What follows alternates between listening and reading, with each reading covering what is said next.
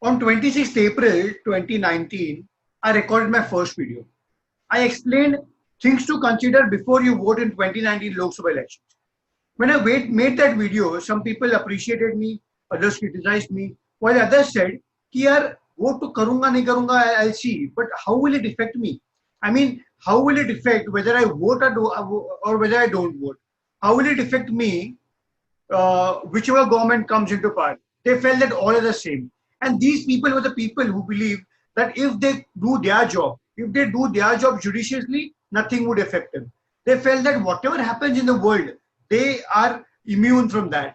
And it doesn't matter to them as long as they are putting their hard work. But what happens? What happens just 8 months down the line, in around January, February, an invisible virus hits us. An invisible virus hits the world. It brings the world to a standstill with around 212 countries and territories affected around the globe, with around 44 lakh people positive from the COVID-19 disease and around 30 lakh deaths. That was completely unprecedented. The world was stunned. Now, what happens to you? You are sitting at home. What happened to that person who said that मुझे क्या फर्क पड़ेगा? How would it matter to me whether anybody comes into power? So these people, everybody is sitting at home. Every move that we are taking depends on what the government wants us to do. Whether we have to go out of the house, we are looking what the norms are. What is the government saying? Whether we want to go to a grocery store, we don't know what the norms are. The people have lost their jobs. Factories have shut down. Migrants are walking back to their villages, thousands of kilometers, and the world doesn't know what to do. Now, again, somebody will tell me, okay, yeah, this is happening, but then whatever has happened, that's completely unprecedented. And what does policy or politics has to do with this? They still feel that this is something as an act of God that hit us. Okay, I agree that this was something unprecedented, or at least something that we hadn't seen in our lifetimes, or even science and technology since the time it started developing hadn't seen something of this scale. But we need to understand how politics and policy has affected every aspect of your life and every aspect of the evolution of the coronavirus. I'll give you examples. Now, the origin of this origin of the virus is considered to be in Wuhan province of China, the food market of Wuhan. Now, this food market was criticized that it has wild animals of all the species, and it can lead to, or it has led to, origin of viruses in the past as well, like the SARS virus. But due to certain stakeholders, due to a certain section of the Chinese elite, this law was either not enforced or the law was not implemented properly, which considered banning of the wildlife trade, and this virus took place, or it originated in that market. And because certain people, a certain section of the Chinese community were at benefit, they did not decide to shut it down. So this is something, the first implementation or the first issue of the policy affecting it, the origin of the virus. Now, WHO's response. Now, the World Health Organization was created so that viruses like this, so that your health can be monitored, we can have a healthy world. And also, WHO's work is that it tracks viruses like this. Now, the coronavirus was also tracked before, but now WHO has been criticized a lot for not informing the world as to what the true nature of the virus was, or China has also been criticized to hiding from the WHO. But now, what are the factors that are involved here? Now, WHO's funding is something that is involved. Of which country pays WHO how much? WHO is considered to be leaning towards certain countries and not being completely non-biased.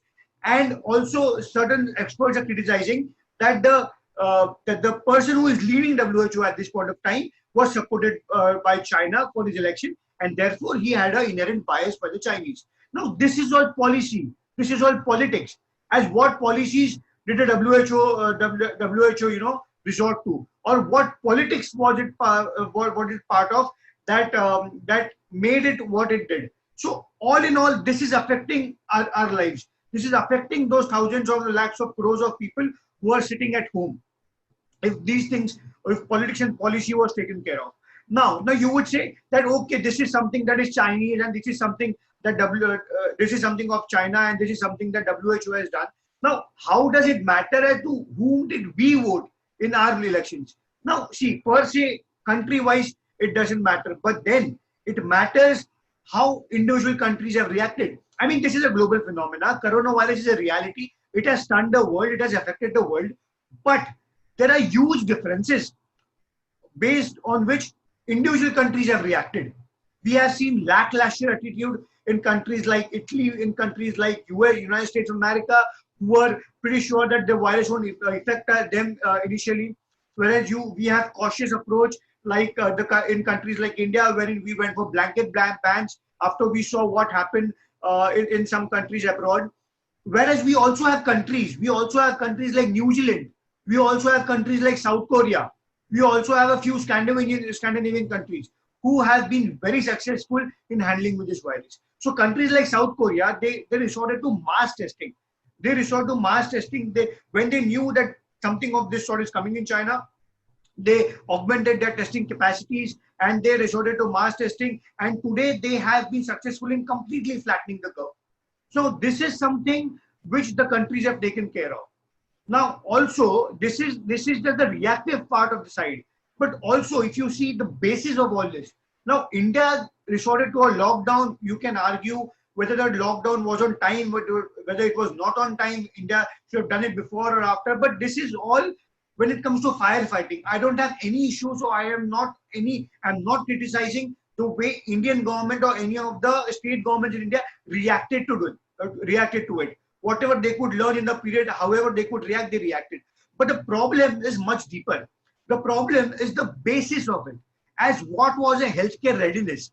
What was the doctor to patient ratio? How many ventilators did we have? How many PPE kits did we have? What was the comorbidities that we have across other diseases? So these are all things.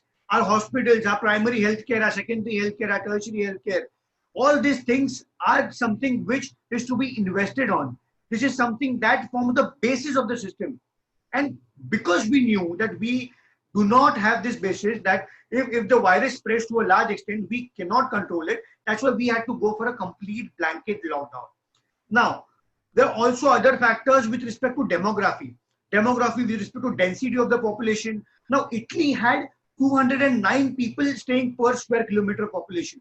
Whereas Dharavi in Mumbai has 8.5 lakh people staying in 2 square kilometers of area.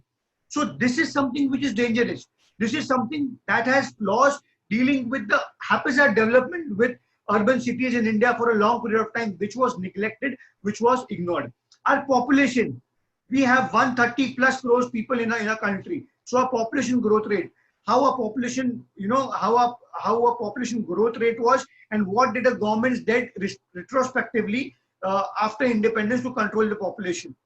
Also, how efficient is the public transport, our demographic profile. This is all which is the policy aspect of it. This is all which needs to be considered and focused on in the long term, which should have considered and which should have been focused in the long term before the virus hit us. Also, the governance aspect of it. Now, when it comes to the governance aspect of it, we look at it like how much lockdown should we have? Should we have a lockdown in these sectors or should we have a lockdown in these sectors? Which public transport should be open? What are the ways in which the police needs to be functioning? And things like that. Now, these are things which are very, very, very, critical to understand and critical to implement. Now, we cannot live these things on the whims and fancies or the discretion of certain policymakers. We need to have people who understand policy a lot more. I'm not saying India doesn't have, but everybody is learning. It's a learning curve for everyone. What is the solution? Now, when I say that when we started from saying that, okay, a person thinking that, politics or policy does not affect him. And we saw now how everyday policy and everyday politics has affected each and every aspect of your life. And our assumption that if we do our hard work, everything else will be taken care of. is faulty to some extent when something like this, a pandemic of this large proportion hit us. Now, the question comes as what is the solution to this? Now, when I say that, okay, these are the things that should be considered. Now, is the solution that, people should have voted for someone else? I'm again saying, I'm not against the way the government reacted to this virus or the way the government reacted to the crisis. Maybe we were right on track, declaring the lockdown at the right time. But, and it also doesn't have to do a lot with the percentage of people voting. India is not doing anything bad with the percentage of people voting. We have good amount of percentage people voting compared to some other countries. But the problem is democracy just about voting? What is a deeper issue? The deeper issue, according to me, is the priorities. It's the priorities that governments have been having across the years, across a period of time.